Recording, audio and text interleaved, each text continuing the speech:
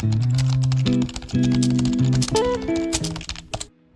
Jo, we talk about helping people get to decision-making tables. You wake up in the morning and you find that you have a seat at the national decision-making table.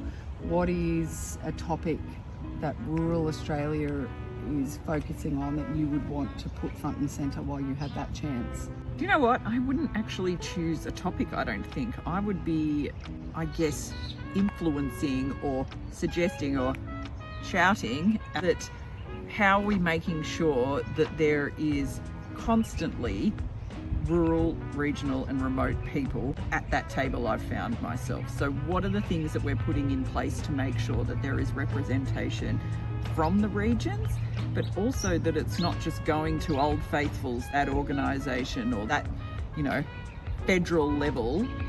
We go to that person that we know that lives in that certain bit that we have on high rotation. How do we make sure that not only there's people from Triple R Australia in that room, but that we're spreading it around, that there is diversity in that geographic diversity? Yeah, that's a really good point.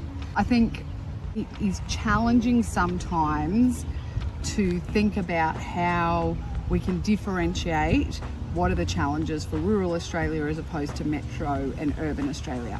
And honestly, they're not different. Housing, childcare, access to workers, people feeling safe, etc., etc. The challenges are not different. How we deal with them, how we solve them, and how we fund them, that's where the context is really important. And I think it is around how do we look at what are the funding models that are different. When we talk about childcare and unlocking what seems to be a really basic problem that we all have, what does that actually mean for regional Australia? How we can get more women back into work, how we can use remote working in different ways.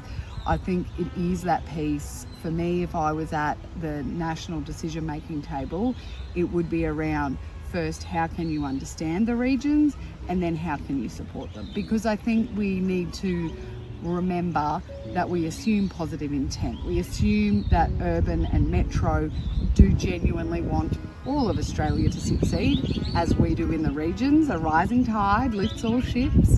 And so then it is around how those tides are different and what that means in terms of actually supporting all of Australia to do really well. Because we do genuinely live in the lucky country. And then it's about how do we make sure that pockets and regions across all of Australia have what they need to succeed.